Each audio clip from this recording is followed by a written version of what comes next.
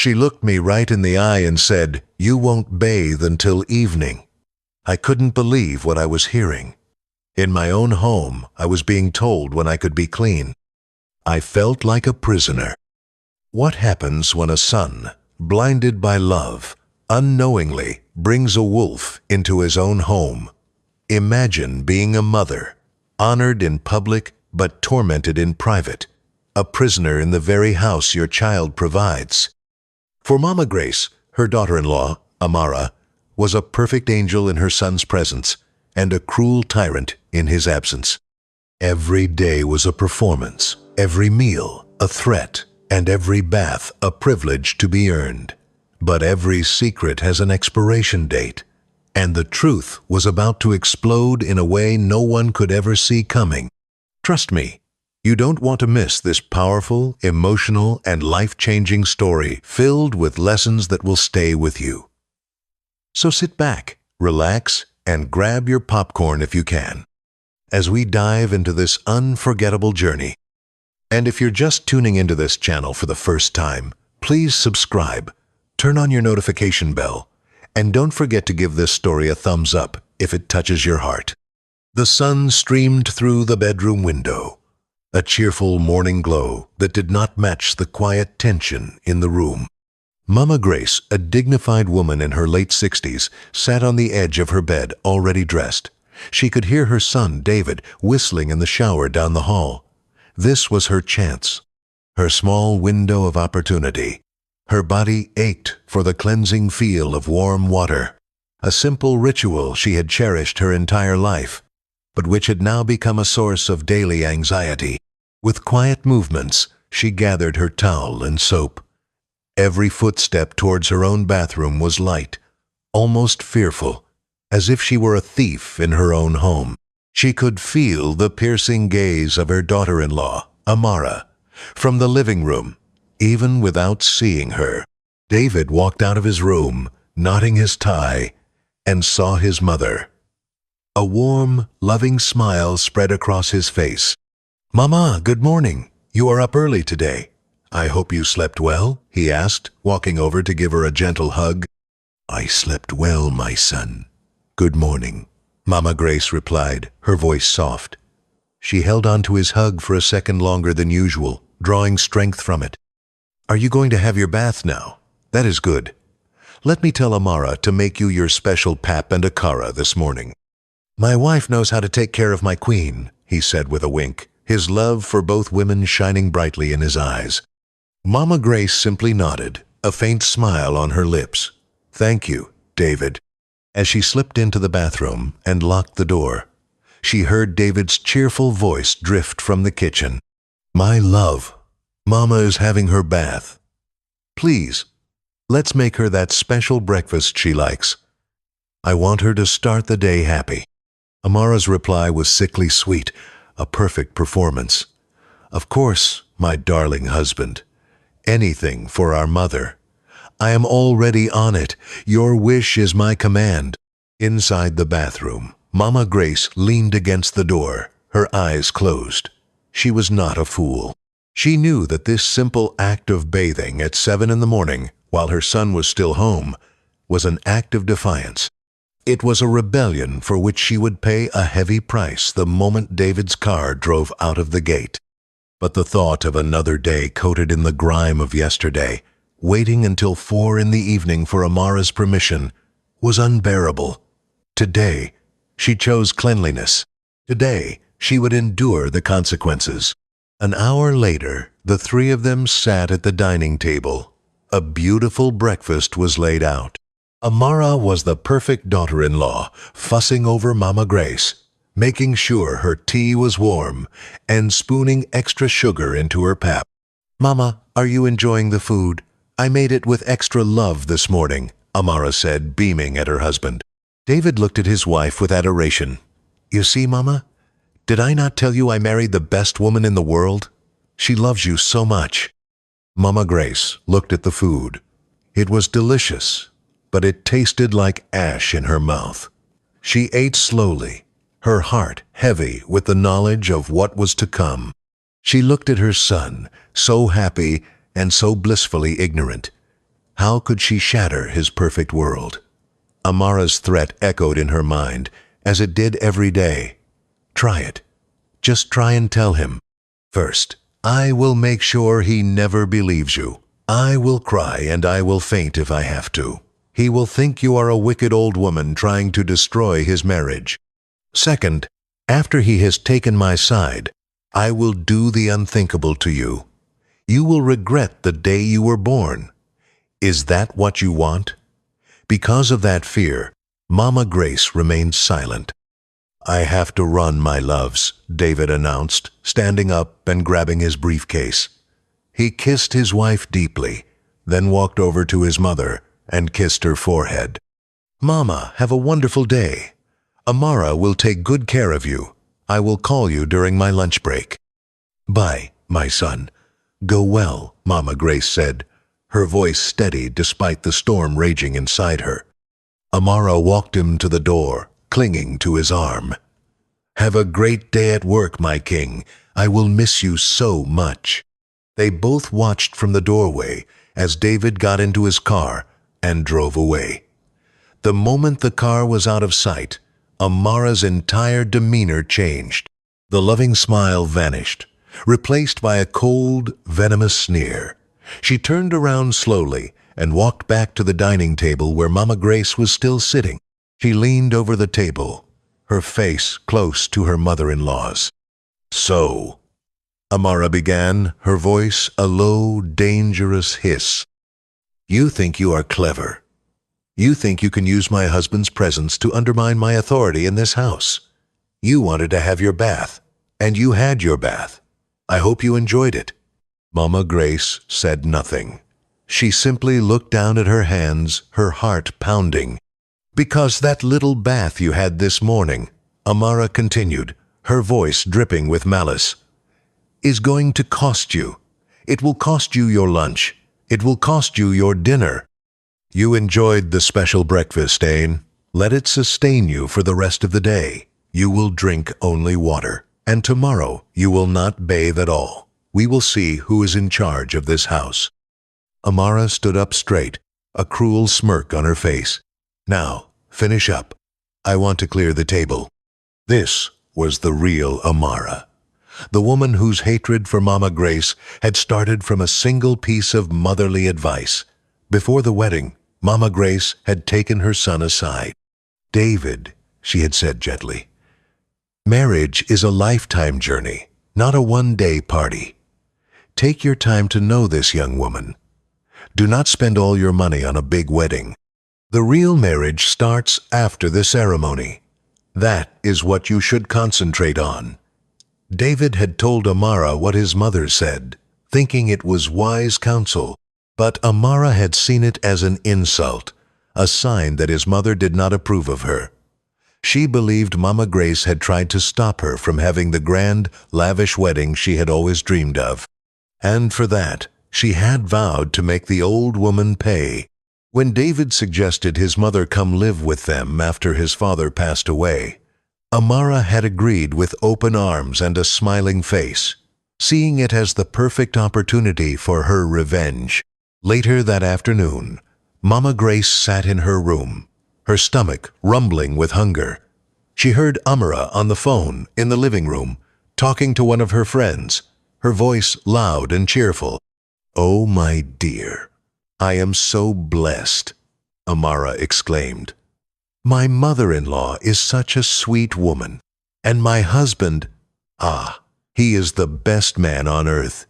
He worships me. I am just here, making Mama's favorite soup for her lunch. I have to take good care of her, you know. She is my mother now." Mama Grace closed her eyes, a single tear tracing a path down her cheek. The lie was so effortless, so complete. Who would ever believe her over this perfect, loving wife? She felt trapped, a silent victim in a prison with invisible bars. She prayed for strength. She prayed for David to see the truth. But for now, all she could do was endure, waiting for the day to end, hoping tomorrow might bring a sliver of mercy. But she knew, deep in her heart, that with Amara, Mercy was a currency she did not possess. The day's punishment had just begun. The day had been long and cruel. True to Amara's threat, Mama Grace had been given nothing but water. Her stomach ached with a dull, persistent hunger, but the pain in her heart was far worse. She had spent the day in her room, a self-imposed confinement to avoid her daughter-in-law's triumphant glares. As evening approached, she heard the familiar sound of David's car. A few moments later, Amara's voice, once again dripping with theatrical sweetness, filled the house. "Welcome home, my king! How was your day?" Amara's voice was bright and full of energy as she met David at the door.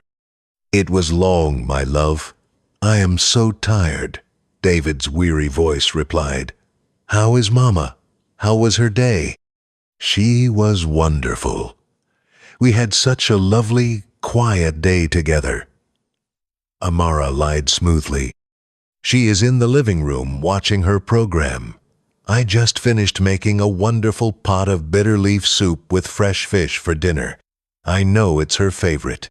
David walked into the living room, his briefcase in hand. His face lit up when he saw his mother. "Mama, good evening."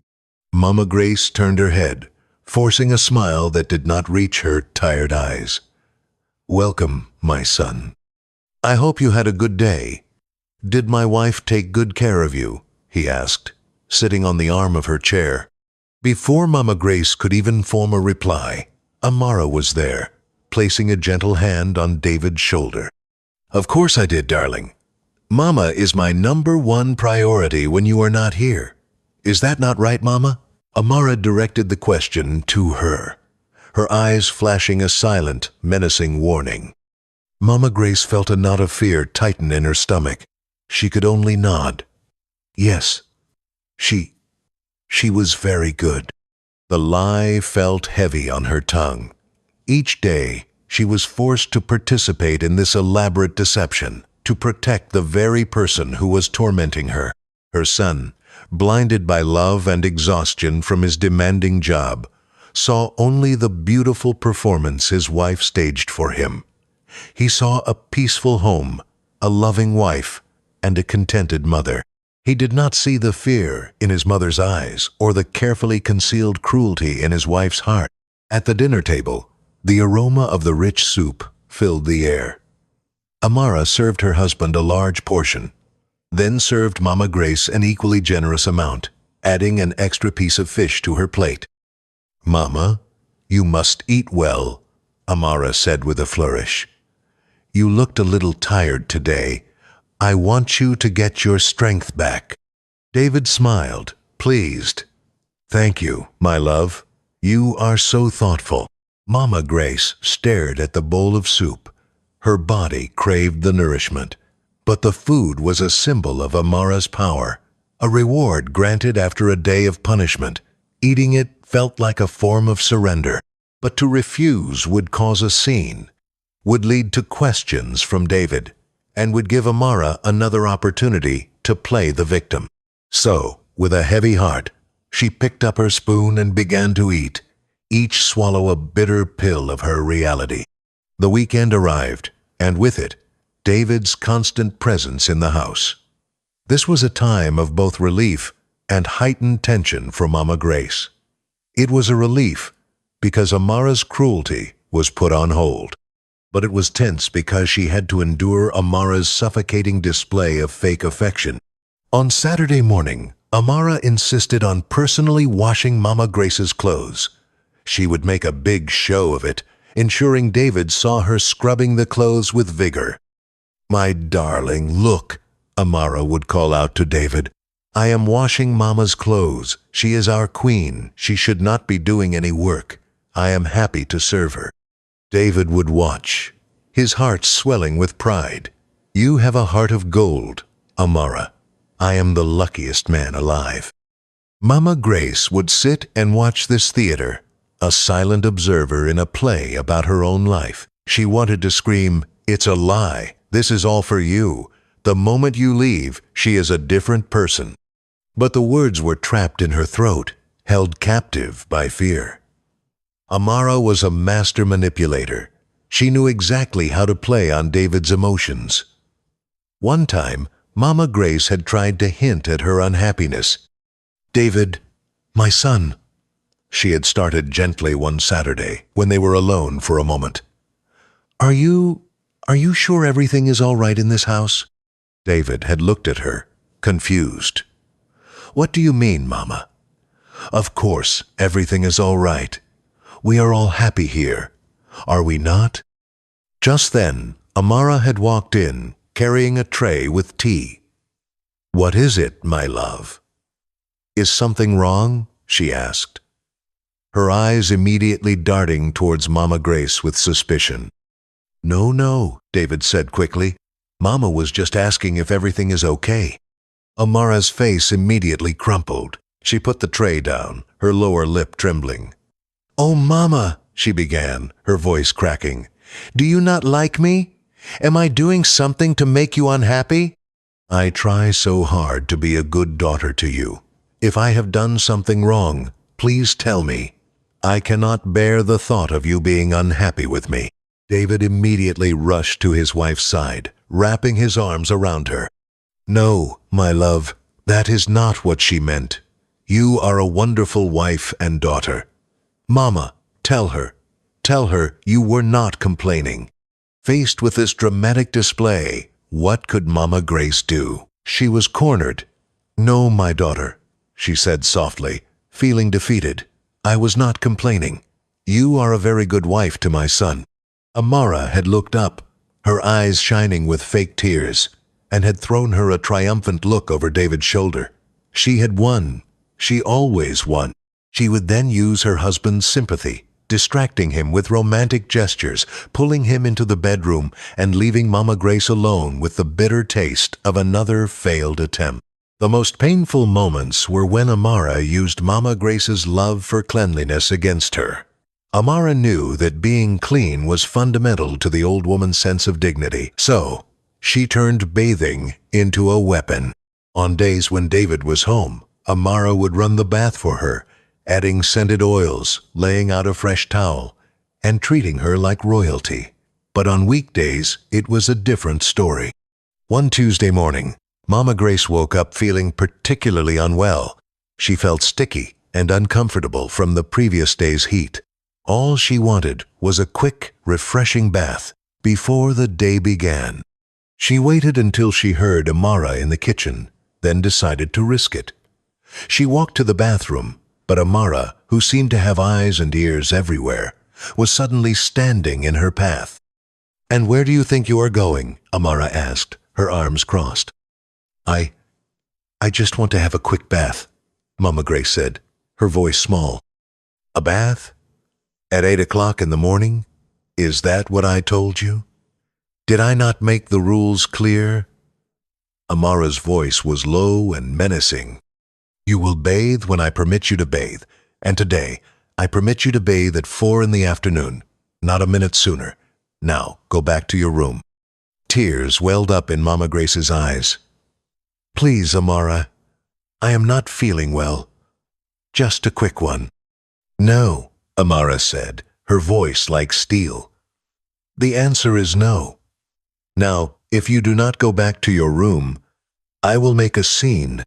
I will call my husband at his office, and I will tell him that his mother is being difficult again.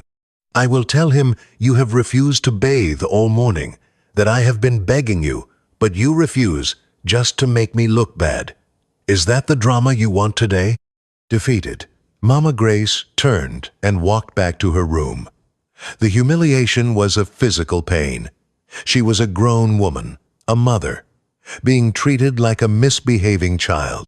She sat on her bed and wept silent, bitter tears. She felt utterly alone, abandoned by the son she loved so dearly.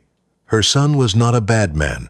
He was a good man who was being expertly deceived, and that, somehow, made the pain even worse. She was losing her son, not to another woman's love, but to her lies. Later that day, feeling desperate, She decided she would speak up. She would endure the consequences. When David came home that evening, she would tell him everything, no matter what Amara threatened to do. Her dignity was worth more than her silence. She steeled herself for the confrontation to come, praying she would have the strength to see it through. That evening, Mama Grace's heart was a battlefield of resolve and fear. All afternoon, she had rehearsed the words she would say to her son. She had strengthened her spirit, ready to face the storm that would inevitably follow her confession. She knew Amara would erupt with denials and dramatic accusations, but this time she was determined not to back down. The years of quiet dignity her late husband had instilled in her had been eroded, and she had decided that enough was enough. She would reclaim her voice, regardless of the cost. David walked into the living room and found his mother sitting there, her hands clasped tightly in her lap. She had an expression of grim determination on her face that he had not seen before. "Mama, good evening," he said, a little surprised by her intensity. "Is everything okay? You look very serious." This was her moment. Before Amara could appear with her performance of wifely duties, Mama Grace had to speak. She took a deep breath. "David, my son, we need to talk," she began, her voice steady and clear, imbued with a newfound strength.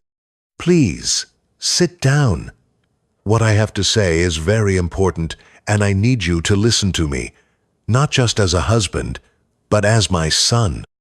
David, sensing the unusual gravity in her tone, sat opposite her, his full attention on her face.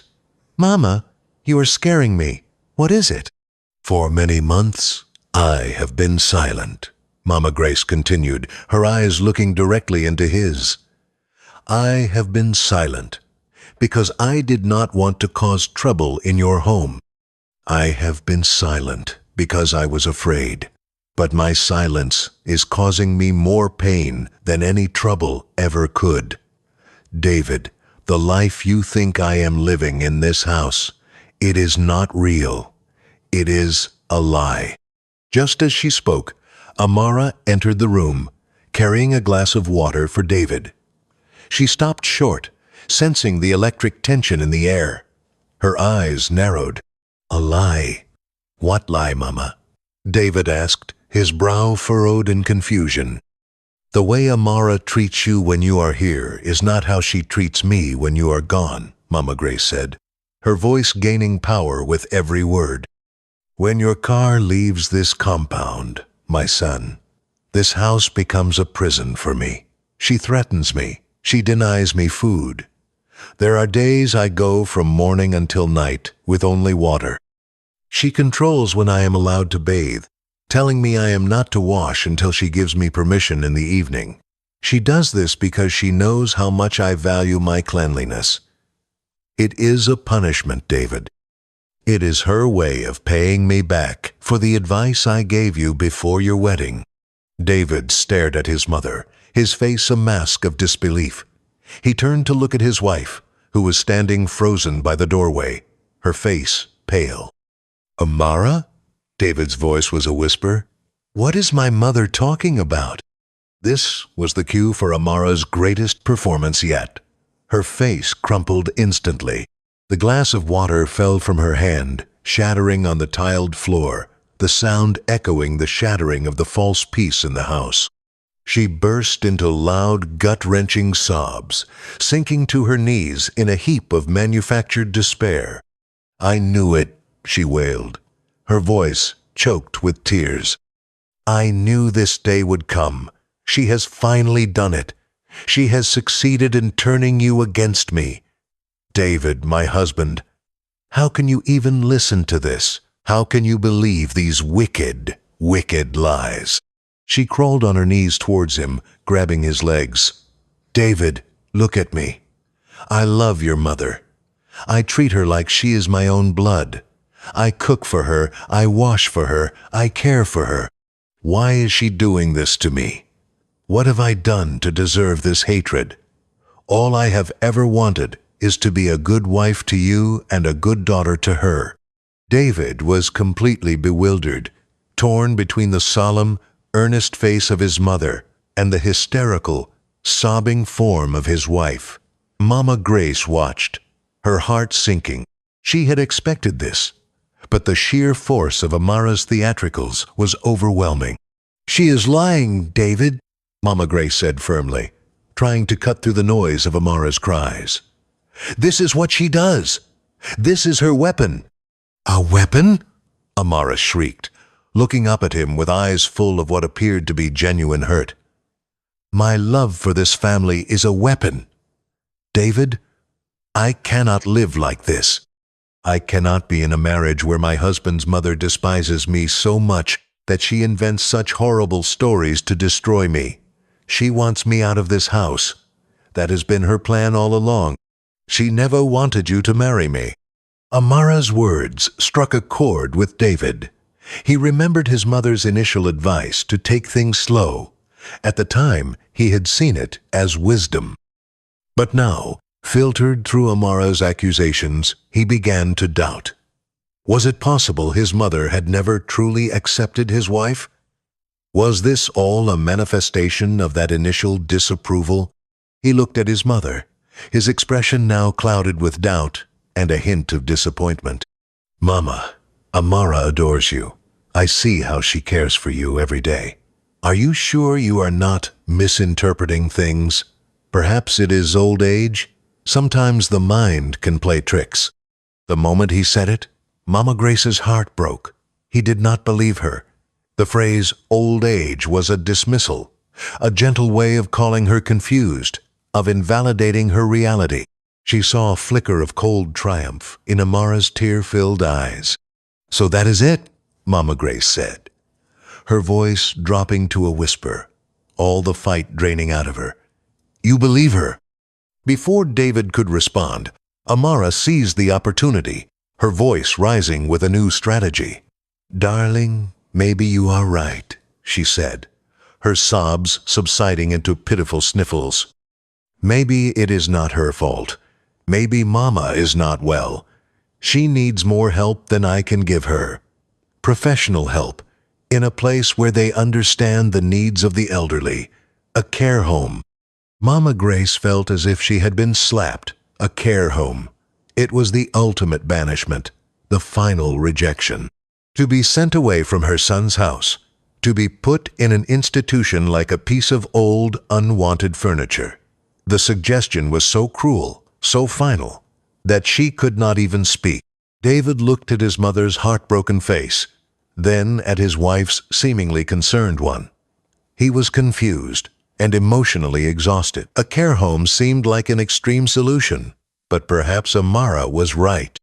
If his mother was unhappy and making these accusations, maybe she would be better cared for by professionals who could manage her condition. The thought pained him, but it also offered a solution to this impossible conflict in his home. Maybe we should look into it," David said slowly, the words tasting like poison in his mouth. "Just to see. For your own good, Mama.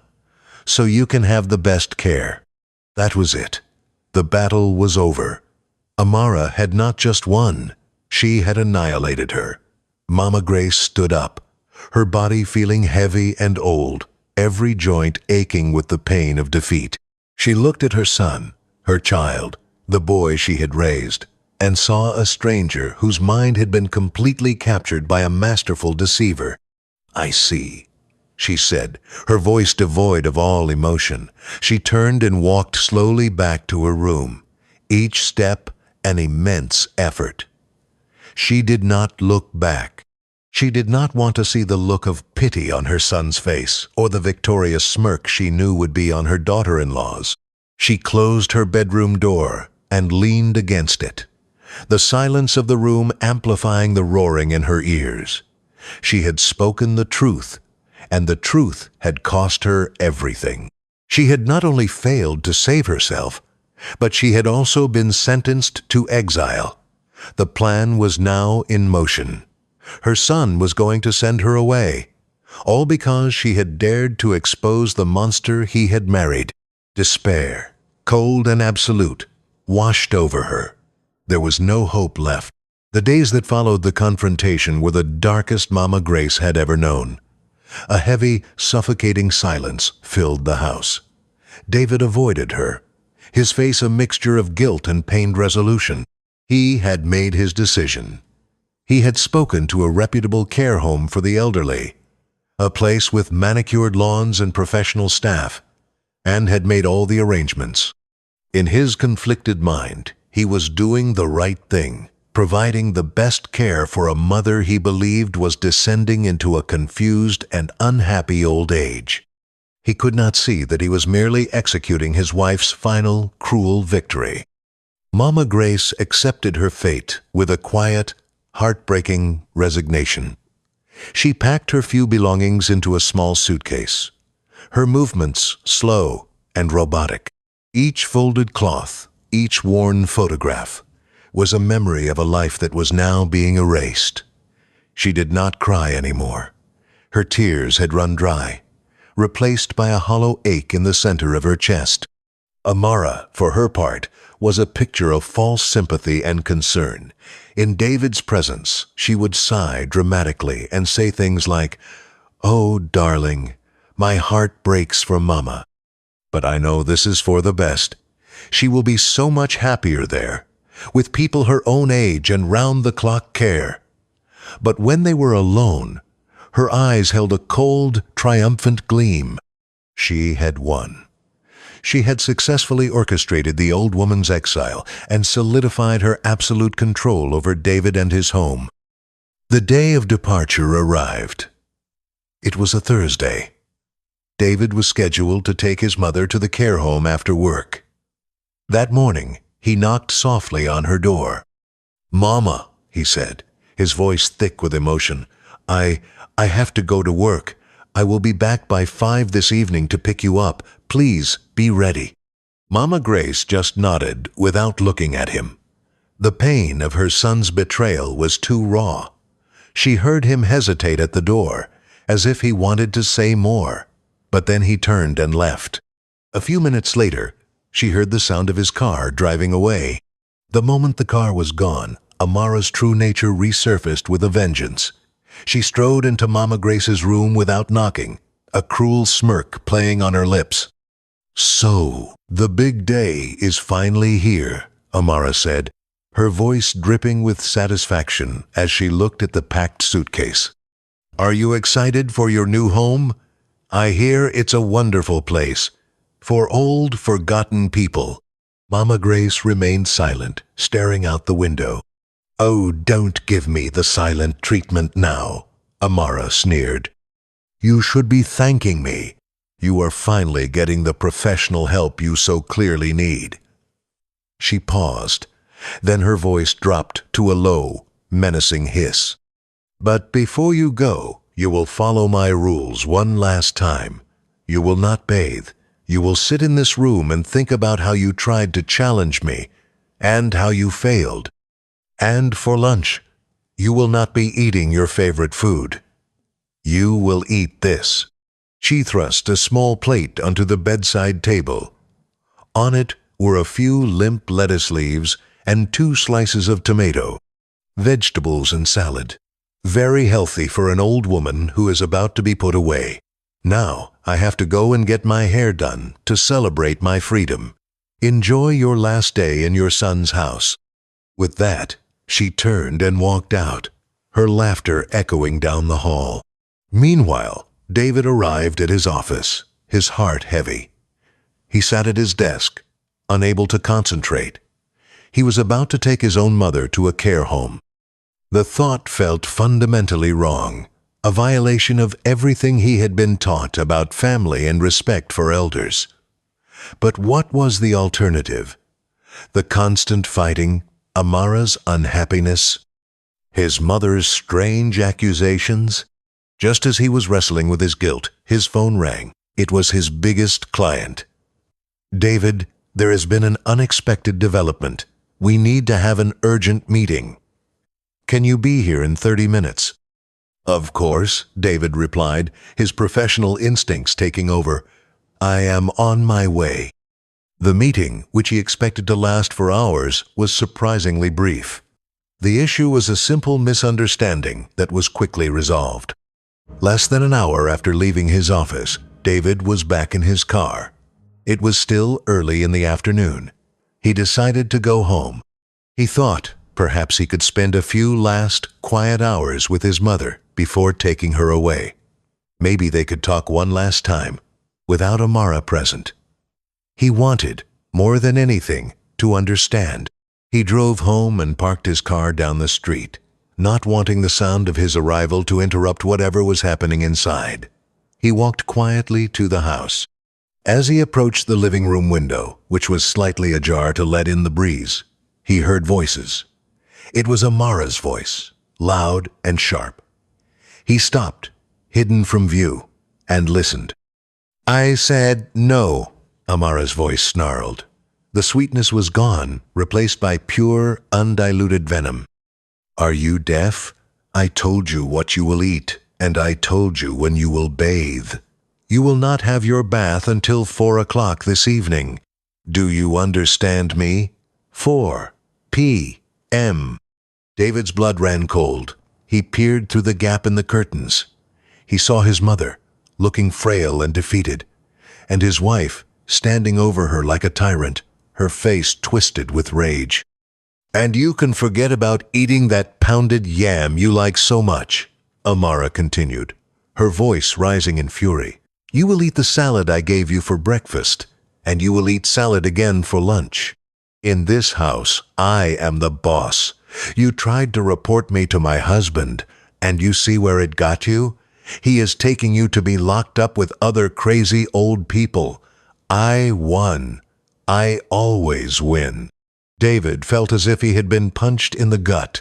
He could not breathe. Everything his mother had said was true.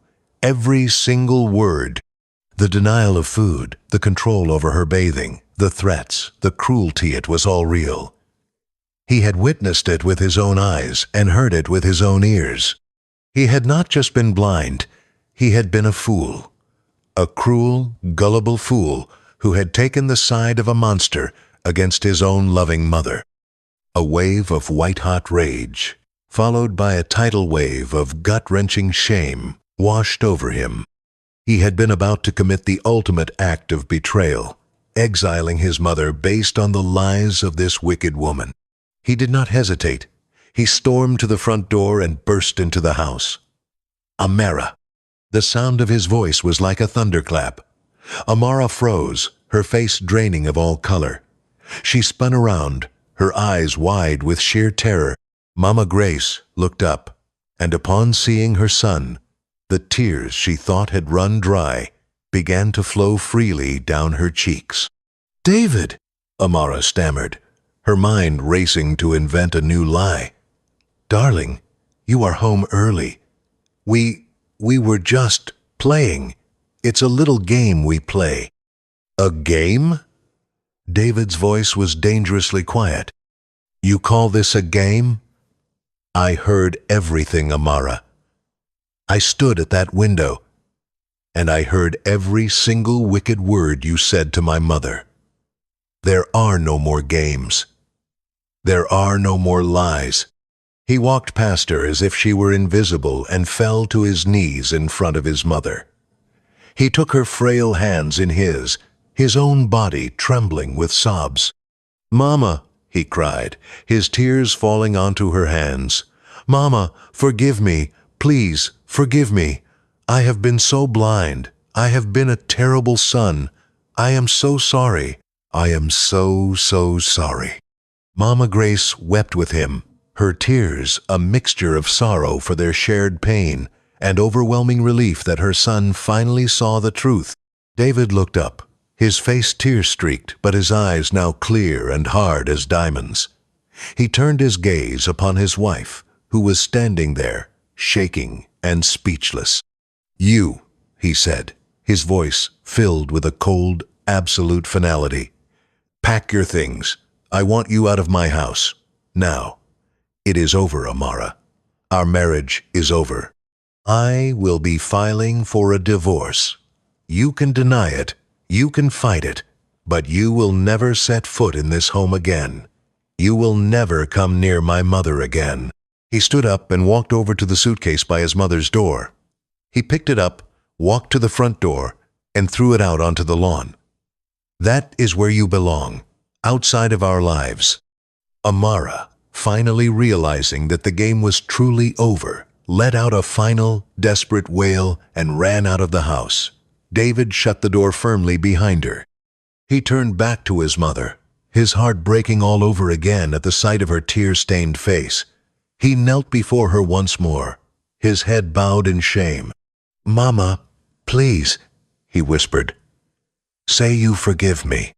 His mother reached out with a trembling hand and placed it on his head, just as she had when he was a little boy. Through her tears, she managed a small, pained smile. She was a kind and loving mother, and even after all the pain, her heart was full of grace. She forgave him, and in that moment of shared tears and forgiveness, their broken bond began to heal. 3 months later, the divorce was finalized, and Amara was nothing more than a painful memory. The peace, a true and genuine peace, was finally restored to their home. The house was profoundly quiet. The sun has set, and the living room is bathed in the soft, warm glow of a single lamp. David walks in, carrying a tray with 2 steaming cups of tea. He approaches his mother, who is sitting quietly in her armchair, wrapped in a blanket. The storm had passed, leaving behind a stillness that was both heavy and peaceful. The cruel presence of Amara was gone, but the wound she had inflicted remained. For David, the shock and anger had subsided, leaving an ocean of guilt in its wake. He knew that throwing the problem out of the house was not enough. The trust that had been broken within its walls needed to be carefully and lovingly rebuilt. David sets the tray down on a small table beside his mother. He kneels before her again, not with the frantic sobs of before, but with a deep, solemn humility. He does not touch her, but looks at her face, truly seeing her for the first time in months. "Mama, I made you some tea, the way you like it, with honey and a little bit of milk." Mama Grace looks down at her son. Her eyes are still puffy from crying, but the terror is gone, replaced by a deep, maternal sorrow. "Thank you, my son." "Mama, I know I have apologized, but I need to say more. I need you to know that I understand what I did. I did not just make a mistake. I failed you. When you came to me with the truth, you were trusting me, and I broke that trust. I chose to believe the beautiful lie because it was easier than facing the ugly truth. That is my shame, and I will carry it." Her voice was soft, but carries the weight of her pain. "When you looked at me and said the words old age, you put a crack in my heart, David. It was not just that you did not believe me. It was that you used my age, the very thing that should have earned me your respect, as a reason to dismiss me. In that moment, I felt more alone than I ever have in my life." David flinches as if he's been struck. He bows his head, unable to meet her gaze. "I know, Mama. And it is the single most shameful thing I have ever said. I was so caught up in the picture of my perfect marriage that I refused to see the monster standing right in front of me. I let her poison my mind against my own mother. For that, I don't know if I can ever forgive myself." She reaches out and gently places her hand on his cheek, making him look at her. "You must forgive yourself, David, because I have forgiven you. Holding on to anger is like drinking poison and expecting the other person to suffer. We have had enough poison in this house. The healing starts now, for both of us." His voice is thick with unshed tears.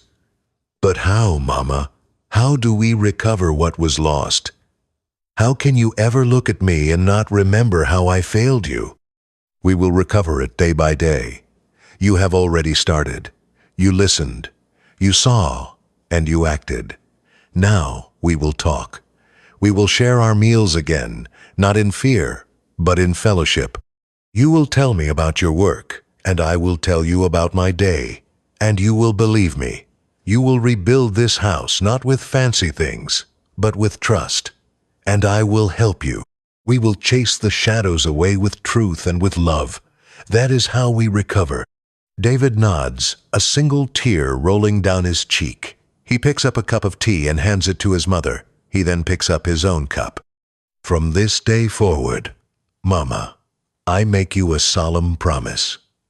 Your voice will be the most important voice in my life. Your wisdom will be my guide, and your well-being will be my highest priority. I will never doubt you again. She takes a slow sip of her tea and gives him a small, genuine smile. I know you won't, my son. I know. And in that quiet moment, over 2 simple cups of tea, the real healing began. It was a recovery built not on grand gestures, but on the steady foundation of listening, understanding, and a promise whispered in the aftermath of a storm. The love between a mother and her son, though severely tested, proved to be unbreakable. Together, they began the slow and steady work of reclaiming their home, filling the spaces once occupied by cruelty and deceit with the enduring light of forgiveness and family. If you enjoyed this story as much as I loved sharing it with you, don't forget to hit that like button. It really helps the channel grow. Drop a comment below.